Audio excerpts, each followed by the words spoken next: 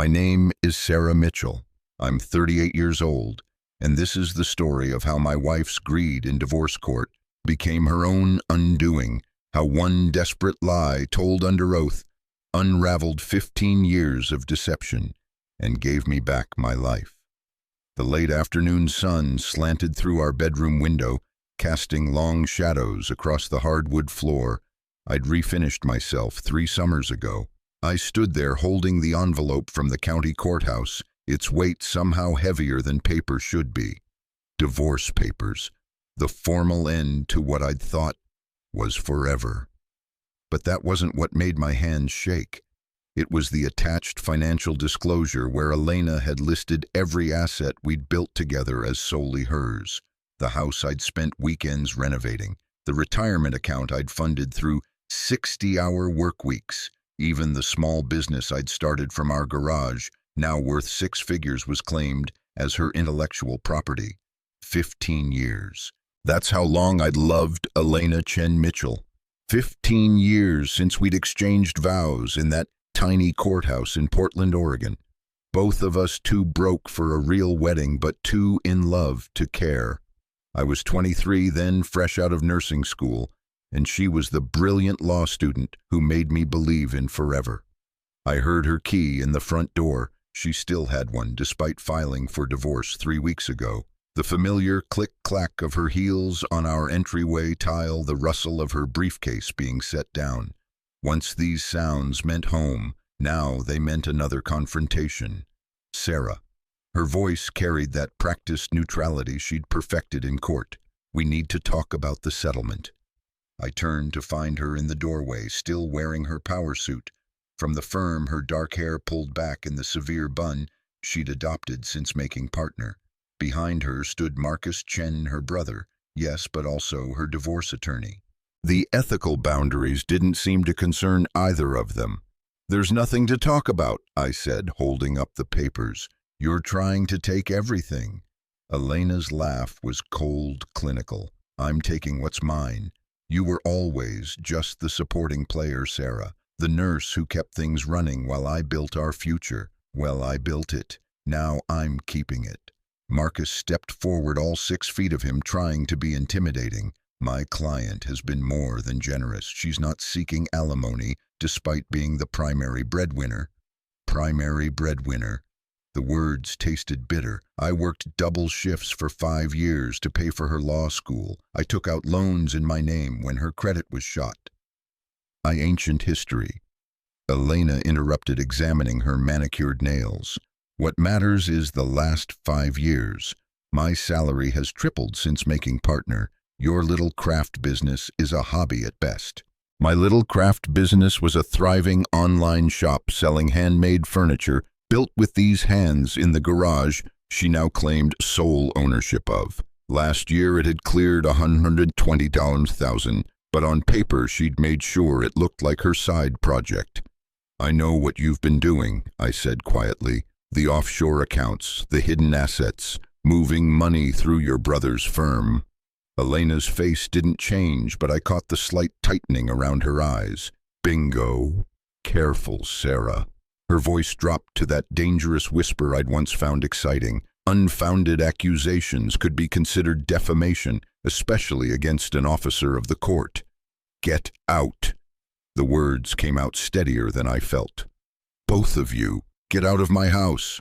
"Our house," Elena corrected, though not for much longer. They left with the casual confidence of people who believed they'd already won. I stood in our bedroom, my bedroom, until their car pulled away. Then I walked to the closet, pushed aside winter coats that still smelled faintly of her perfume, and pulled out the banker's box I'd hidden there 3 months ago. Inside were printed emails, bank statements, text messages. Evidence I'd started gathering the day I'd come home early from a shift, and found her on a conference call, laughing about how easy it would be to clean out the asset pool before filing. She thought she'd married a simple nurse, someone who would roll over when threatened, who would accept whatever scraps she threw. What Elena never understood was that ICU nurses are trained to notice details others miss. We catch the small changes that signal catastrophe. We document everything. And I'd been documenting Elena for months. My phone buzzed. A text from an unknown number. "You should have taken the deal. Now things get ugly." I smiled grimly, pulling out my laptop. If they wanted ugly, I'd give them the truth. And the truth, as Elena should have known from her years in law, was the ugliest weapon of all. The war she'd declared was about to begin. But unlike Elena, I knew something about fighting for survival. You learn that working night shifts in trauma units, holding people together with your bare hands while they try to die on your table. She could have the lawyers, the connections, the courtroom experience. I had the truth, and tomorrow I'd start using it. The coffee shop on Burnside was nearly empty at 6 a.m., just how I'd planned it. I sat in the back corner, laptop open, watching the door. Outside, Portland's October rain created rivers along the gutters, the kind of steady drizzle that locals barely noticed anymore. Diane Winters arrived exactly on time, shaking droplets from her umbrella. She was everything Elena wasn't: understated, approachable, and according to my research, utterly ruthless when it came to financial fraud in divorce cases. Mitchell. She slid into the seat across from me, sharp eyes already cataloging details. "I reviewed the documents you sent. We need to talk about what you're really up against." I pushed the banker's box across the table. "Everything's in there. 3 years of evidence." Diane pulled on reading glasses and began sorting through papers with practiced efficiency. Her expression shifted from professional interest to genuine surprise as she read. Shell companies in the Caymans, structured deposits to avoid reporting. This is sophisticated stuff. She looked up. "How did you—" "My wife talks in her sleep." I managed a bitter smile, especially after her third glass of wine. I started recording her sleep-talking 2 years ago when she first mentioned protecting assets. Turns out stress makes her very chatty at 3 a.m. It had started innocently, Elena mumbling about work stress, difficult cases. Then the mumbling became more specific. Account numbers, names of shell companies, details about moving money through her brother's client trust accounts. I'd begun keeping a journal, then graduated to recordings when I realized what I was hearing. "These bank statements," Diane continued, frowning. "How did you access joint accounts she forgot about? Old savings accounts from when we were broke college kids. She never closed them, just assumed I'd forgotten too. But I kept the login information. I pulled up spreadsheets on my laptop. Every month money flows in from her main account, sits for exactly 29 days, then moves offshore, just under the reporting limits." Diane leaned back, removing her glasses. "This is money laundering, federal crime territory." I know. My hands were steady on the coffee cup, but I need you to understand something. I don't want to destroy her. I just want what's fair. Half of what we built together, the house I renovated, the business I created, the life I earned. And if she won't settle fairly, I met her eyes. Then we show the court everything. Diane nodded slowly. "Tell me about the business, your furniture company." I pulled up photos on my phone. Custom dining tables, hand-carved bed frames, pieces that had taken months to perfect. I started it in our garage 5 years ago. Elena helped with the incorporation paperwork. She made herself secretary on the corporate documents. But every piece, every design, every sale came from my hands. Except on paper, Diane guessed. She's been filing the taxes, claiming it as her self-employment income, said it would help with her partnership track showing diverse revenue streams. I laughed bitterly. I was so stupid. I trusted her. You were married. Trust is supposed to be part of that. Diane's voice carried unexpected kindness. Now, let's talk strategy. Oregon is a no-fault divorce state, but financial fraud changes things. If we can prove she's been hiding assets, the court can award you a larger share of the marital property. What about Marcus? Her brother representing her ethical violation. I'll file a complaint with the bar. He'll have to recuse himself, which buys us time and rattles them. She smiled sharply. I love when opposing counsel hands me free ammunition. We spent the next hour mapping out the financial web Elena had woven. Diane's legal pad filled with notes, arrows connecting shell companies to bank accounts, to fake business expenses. The scope of it was staggering. Over the past 3 years, Elena had hidden nearly $500,000. One more thing, I said, as we prepared to leave.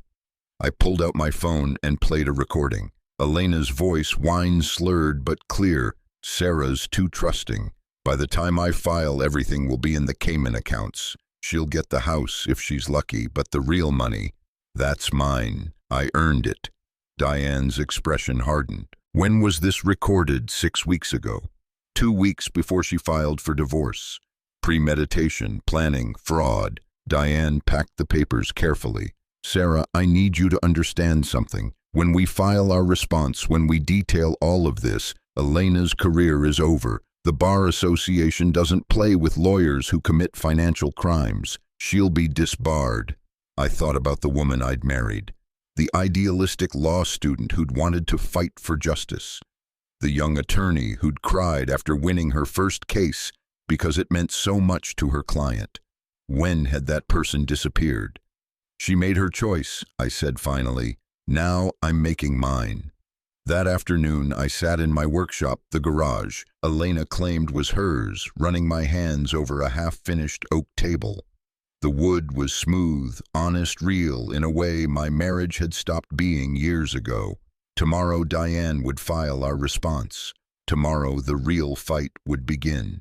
My phone buzzed. Elena, last chance, take the offer. Keep the house, walk away from everything else. Don't make this harder than it needs to be. I didn't respond. Instead, I picked up my sanders and got back to work.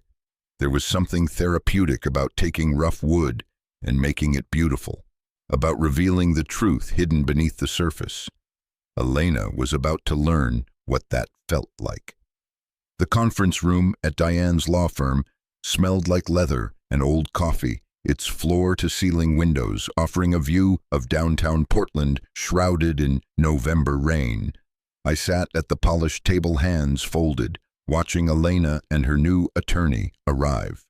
Marcus was gone, formally recused, after Diane's ethics complaint. In his place sat Jonathan Hartley, a silver-haired shark from one of Portland's biggest firms, the kind of lawyer who charged $800 an hour and looked worth every penny.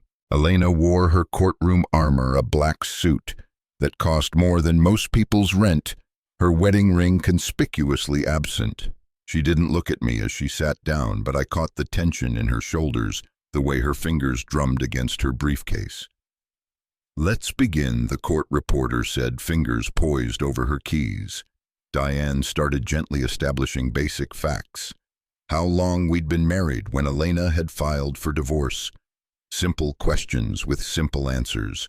I watched Elena relax her posture, straightening, confidence returning. Then Diane pulled out the first bank statement. "Mrs. Chen Mitchell, can you identify this account?" Elena's eyes flicked to the paper. "I don't recall. It's a savings account opened in 2019. Your name is listed as the primary holder." Diane slid another paper across. "This shows a deposit of $45,000 on March 15th of this year. Can you explain the source of these funds? I'd have to check my records. I have them here." Diane produced a stack of documents. "This money came from the Mitchell Furniture account, the business you claim as your sole property. But here's what's interesting." She pulled out another sheet. The same day, $44,500 was wired to an account in the Cayman Islands. "Would you like to explain?" That Hartley objected, but Diane was already moving, laying out paper after paper, building a wall of evidence. Deposits and withdrawals, shell companies with Elena's digital signature, emails discussing asset protection strategies. I watched Elena's facade crack. The drumming fingers stilled. Her breathing changed shorter, shallower. The tells I'd learned after 15 years together. "Mrs. Chen Mitchell," Diane continued, voice steady as rain against glass. "Are you familiar with the term structuring?" It's when someone breaks up financial transactions to avoid federal reporting requirements. I'm an attorney. Of course I'm familiar with legal terminology. Then you know it's a federal crime. The room went silent except for the court reporter's keys. Hartley leaned forward. Are you accusing my client of criminal activity? I'm asking questions about documented financial transactions. Diane smiled pleasantly. Unless your client would prefer to invoke the Fifth Amendment? Elena's face flushed. I'm not invoking anything. These transactions were legitimate business expenses. Business expenses. Diane pulled out more papers. Like this payment to Elite Travel Services, $15,000 for a business conference in Turks and Caicos. Yes, the same week Sarah was working double shifts to cover your mortgage payment objection, Hartley snapped. Relevance goes to the pattern of financial deception, Diane replied smoothly. Mrs. Chen Mitchell claims sole ownership of assets while hiding the true extent of those assets. She turned back to Elena. Did Sarah know about this trip? It was business. That's not what I asked. Did your wife know? Elena's jaw tightened. No. Did she know about any of the offshore accounts? No. Did she know you'd been moving money out of the joint business account? It wasn't joint. The business is mine. Diane pulled out a final document. Then why is Sarah Mitchell listed as the founder and CEO on the original incorporation documents? Elena went very still. Mrs. Chen Mitchell, she didn't understand the business side. I was protecting her. From what Diane's voice sharpened. From the success of her own company, from the furniture she built with her own hands. I managed the finances. I grew the business. By hiding half the revenue offshore, the question hung in the air like a blade. I watched Elena wrestle with the truth, saw the moment she decided to double down on the lie. I invested our money wisely. Everything I did was legal and for our mutual benefit. Diane nodded slowly. I see. So you won't mind providing full documentation of these investments, including the offshore accounts. Elena looked to Hartley, who was already shaking his head. But the damage was done. She'd admitted to the accounts, to hiding them from me, to claiming my business as hers. I think we're done here, Hartley said, standing. One more question, Diane said mildly. Mrs. Chen Mitchell, are you aware that lying during a deposition is perjury? Elena's face went white. Because I have here a recorded conversation from 6 weeks ago where you discuss hiding assets specifically to prevent Sarah from claiming them in divorce. Would you like to revise any of your previous statements? The court reporter's fingers hovering, waiting. Elena stood abruptly, her chair scraping against the floor. This deposition is over. Actually, Diane said it's just beginning. After they left, I sat in the silence staring at the rain-streaked windows. Diane squeezed my shoulder. You did well, she said. Not easy watching someone you loved lie like that. She's been lying for years, I said quietly. I just finally started listening. That night, I couldn't sleep. I kept replaying Elena's face when Diane mentioned the recording. The moment she realized I'd been gathering evidence just as carefully as she'd been hiding money. My phone lit up at 3 a.m. A text from an unknown number. You're destroying everything we built. I hope you're happy. I deleted it without responding and went to my workshop. The oak table was nearly finished now, its surface smooth as silk. I ran my hands over the grain, feeling the truth of the wood beneath my fingers. Sometimes destruction was necessary before you could build something better. Tomorrow we'd file our formal response with the court. Tomorrow, Elena would learn that every lie she'd told in that deposition was another nail in her case. I picked up my sandpaper and got to work. There was something honest about working with your hands. Wood couldn't lie. It couldn't pretend to be something it wasn't. It simply was what it was, beautiful or flawed, strong or weak. Everything Elena had never been. The Portland Business Journal article hit online at 6 a.m. on a Tuesday. The headline was brutal in its simplicity. Prominent attorney accused of financial fraud in divorce case. I read it over coffee in my workshop, sawdust still clinging to my jeans from the previous night's work. Diane had warned me this might happen. Court filings were public record, and Elena's position at Cromwell and Associates made her newsworthy. My phone exploded with notifications. Friends, colleagues, even casual acquaintances suddenly reaching out, some offering support, others fishing for gossip. I turned it off and focused on the dining table commission I needed to finish. By noon, the story had evolved. Legal blogs picked it up, dissecting the ethics of an attorney hiding assets. The Oregon State Bar confirmed they were investigating the matter. Elena's firm released a terse statement about taking all allegations seriously. Then Elena decided to fight back in the court of public opinion. The video appeared on her Instagram that evening. Elena looking polished but vulnerable, sitting in what I recognized as her office at the firm.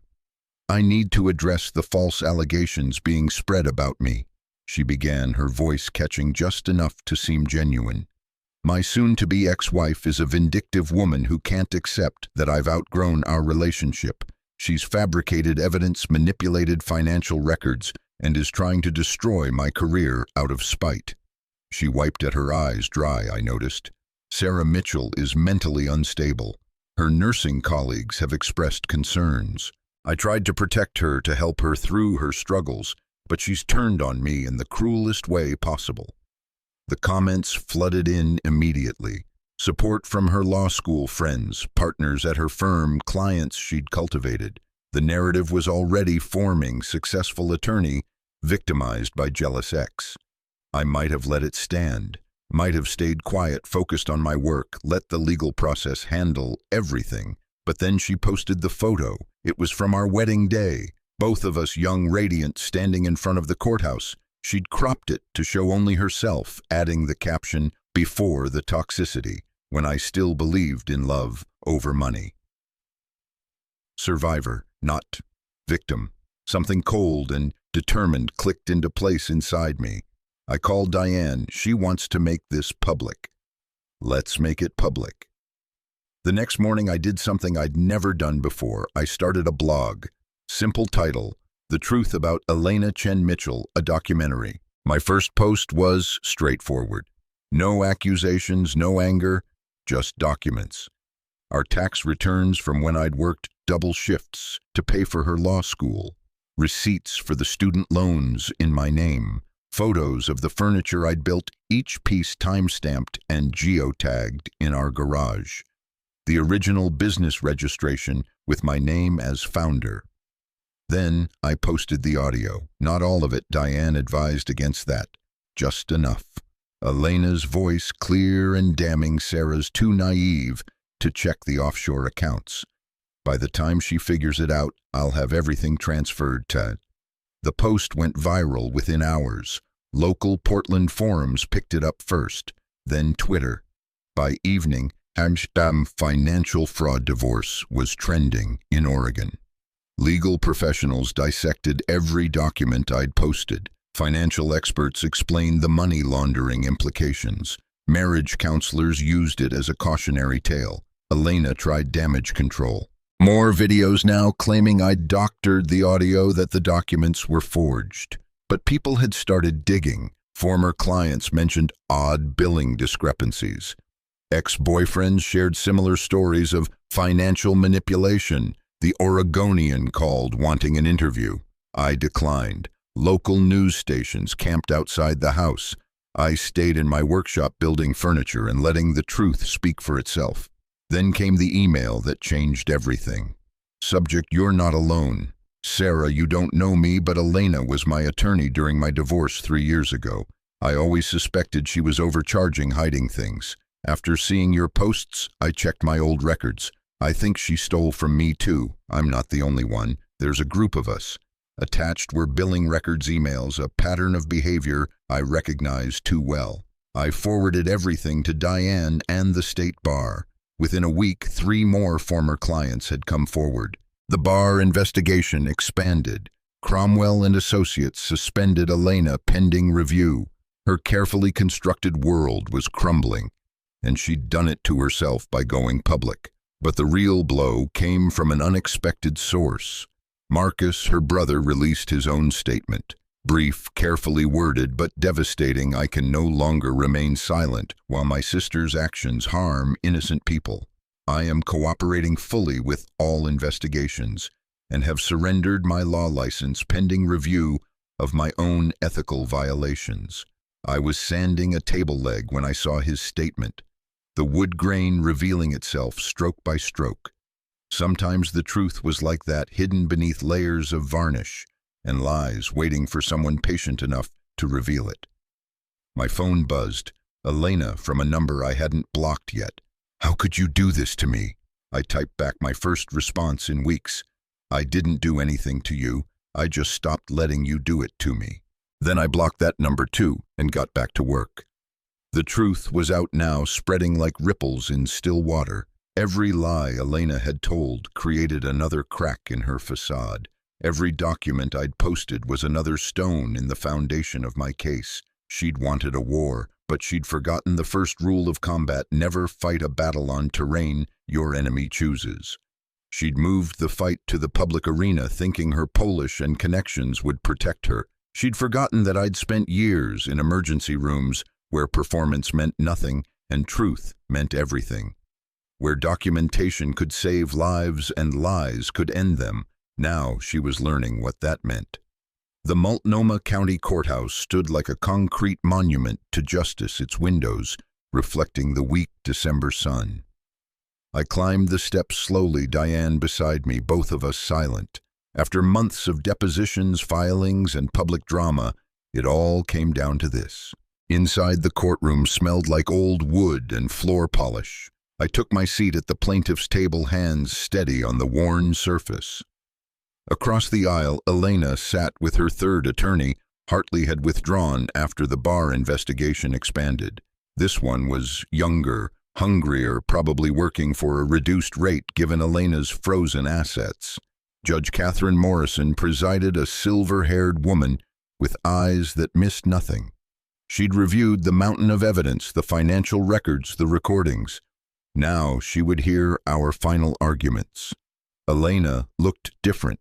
The designer suits were gone, replaced by a simple gray dress. Her face was thinner, older. The stress of multiple investigations, suspended license, and public shame had carved new lines around her eyes. For a moment, I almost felt pity. Then I remembered the lies. "We're here for the matter of Mitchell v. Chen Mitchell," Judge Morrison began. "I've reviewed the extensive filings. Let's proceed with witness testimony." I was called first. Diane's questions were precise, walking me through 15 years of marriage, 5 years of business building, 3 years of deception. I kept my voice steady, letting facts speak louder than emotion. "Mrs. Mitchell," Diane asked, "why did you begin documenting your wife's financial activities?" She started talking in her sleep about protecting assets. At first, I thought it was work stress. Then I realized she was talking about our assets, our money. "What did you do?" I started keeping records. Screenshots of bank statements, recordings of her sleep-talking, photos of my work time-stamped and geotagged. I looked at Elena for the first time. I knew she was planning something. I just didn't know how deep it went. The cross-examination was brutal. Elena's attorney tried to paint me as vindictive, unstable, a jealous spouse who couldn't handle her wife's success. But every accusation fell flat against the wall of documentation Diane had built. Then Elena took the stand. She started strong, her legal training evident. Yes, she'd made some financial decisions without consulting me, but they were for our mutual benefit. The offshore accounts were legitimate investment vehicles. The business had grown under her management. Diane let her talk, occasionally nodding as if agreeing. Then she struck. "Mrs. Chen Mitchell, you testified that all financial decisions were for mutual benefit. Can you explain this email?" She displayed it on the courtroom screen. Elena's words to her brother Sarah's, too trusting. "Move everything to the Cayman accounts before filing." Elena's composure cracked. That was taken out of context. What context justifies hiding assets from your spouse? I was protecting our future. From your wife? She didn't understand finance. She didn't understand finance. Diane's voice sharpened. The woman who managed your household budget while you were in law school, who negotiated with creditors when you defaulted on loans, who built a six-figure business from nothing. I meant complex investments like laundering money through shell companies. Objection. Elena's attorney shot up. Withdrawn. Diane smiled coldly. Mrs. Chen Mitchell, let's discuss the Mitchell Furniture Company. You claim sole ownership. Can you explain why Sarah Mitchell is listed as founder and CEO on all original documents? She didn't understand the implications. I was protecting her from liability by stealing her company. Elena's hands gripped the witness stand. I didn't steal anything. I managed it. I grew it. You hid half its revenue offshore. That's not Mrs. Chen Mitchell. Are you aware that 3 of your former clients have filed complaints alleging you overcharged them and hid funds? The color drained from Elena's face. This was new information not in previous filings. I'm not aware of any complaints. Really, Diane produced documents because the state bar says otherwise. They've been investigating you for 6 months. Did you lie to them too? I want to invoke my Fifth Amendment rights. The courtroom went silent. Judge Morrison leaned forward. Mrs. Chen Mitchell, are you refusing to answer on grounds of self-incrimination? Elena looked at her attorney, who nodded grimly. Yes, Your Honor. Very well, you may step down. As Elena returned to her seat, I saw the moment she realized what she'd done. Invoking the Fifth in a civil trial wasn't an admission of guilt, but judges could draw adverse inferences. She'd essentially admitted to criminal activity in open court. The rest was swift. Financial experts testified about the money laundering. Character witnesses described my years of hard work and dedication. The forensic accountant Diane had hired meticulously traced every hidden dollar. In closing arguments, Elena's attorney did his best, painting his client as a successful woman being punished for ambition. But Diane's response was devastating. This isn't about punishing success, she said, facing the judge. It's about theft. Elena Chen Mitchell didn't just steal money. She stole her wife's business, her trust, her future. She weaponized their marriage for financial gain. And when caught, she invoked the Fifth Amendment rather than explain her actions. That tells you everything you need to know. Judge Morrison retired to chambers. We waited in the hallway, Diane fielding calls, while I sat on a hard bench staring at my hands. Hands that had built a business from nothing. Hands that had held Elena through law school, stress through her mother's death, through countless challenges. Hands that had documented her betrayal. After an hour, we were called back. Judge Morrison's expression was stern. This case represents a profound breach of marital trust. The evidence clearly shows a pattern of financial deception, asset hiding, and fraud. Mrs. Chen Mitchell's invocation of Fifth Amendment rights, while her legal right speaks volumes. She continued, each word precise. I'm awarding the marital home to Mrs. Mitchell, as she has documented extensive personal investment in its renovation. The Mitchell Furniture Company is rightfully hers as founder and creative force. All hidden assets identified will be returned and divided, with 75% going to Mrs. Mitchell as compensation for attempted fraud. Elena made a sound, not quite a gasp, not quite a sob. Furthermore, I'm referring this case to the district attorney for potential criminal prosecution. Mrs. Chen Mitchell, you're an officer of the court. Your conduct is especially egregious. The gavel came down with finality. In the hallway afterward, Elena approached me. Her attorney tried to stop her, but she shrugged him off. Sarah, please. You don't understand what you've done. My career is over. Everything I worked for, everything you stole, I corrected quietly. And yes, I understand exactly what I've done. I've told the truth. She stood there, this woman I'd once loved more than life itself, and I felt nothing. No anger, no satisfaction, just empty space where she used to live, in my heart. I loved you, she whispered. No, I said, turning away. You loved what I could do for you. There's a difference. I walked out of the courthouse into the cold December air, Diane beside me. The sun was setting, painting the sky in shades of rose and gold. Somewhere in the city, Elena would be facing the ruins of her carefully constructed life. But I was thinking about the oak table in my workshop, almost finished now. Tomorrow I'd apply the final coat of sealant, bringing out the grain's natural beauty. Creating something honest and lasting from raw materials. It was what I'd always done best. Elena had just forgotten that sometimes the raw material was truth itself. The call came at 2 a.m. on a Thursday, 3 weeks after the trial. I fumbled for my phone, still groggy, expecting wrong number or drunk dial. Instead, it was the Portland Police Bureau. Ms. Mitchell. This is Detective Martinez. Your ex-wife has been arrested. She listed you as her emergency contact. I sat up, instantly awake. Arrested for what? Fraud, money laundering. The DA's office executed a warrant tonight. She's asking for you.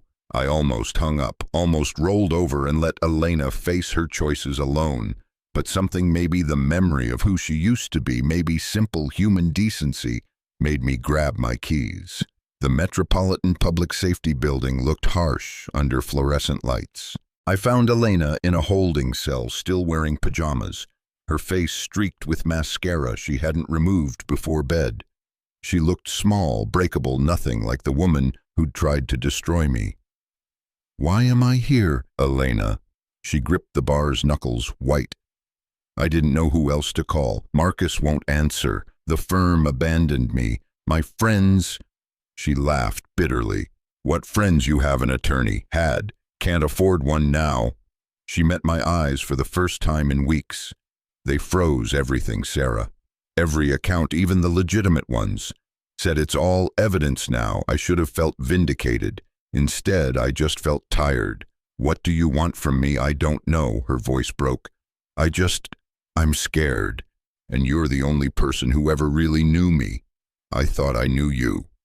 I corrected. Turns out, I was wrong. We stood there in silence, years of history hanging between us like a ghost. Finally, I sighed.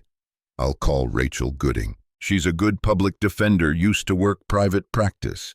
She'll make sure you get fair representation." Why, Elena's eyes searched mine. "Why would you help me?"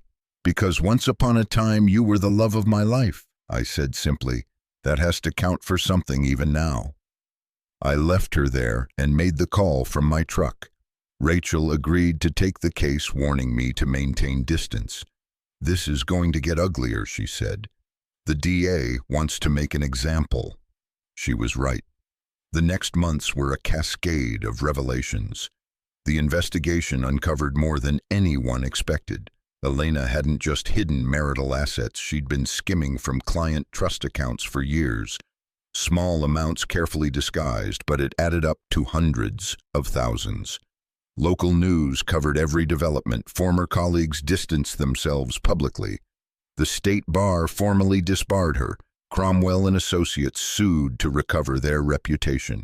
She became a cautionary tale in legal ethics courses. But the worst came during her criminal trial. I attended one day, sitting in the back row. Elena took the stand in her own defense, and under cross-examination, she finally broke. "You want to know why?" she said, voice rising. "Because I was tired of being second best. Tired of watching mediocre men make partner while I worked twice as hard. Tired of clients who thought a female attorney was worth less. So yes, I took what I thought I deserved. Including from your wife," the prosecutor pressed.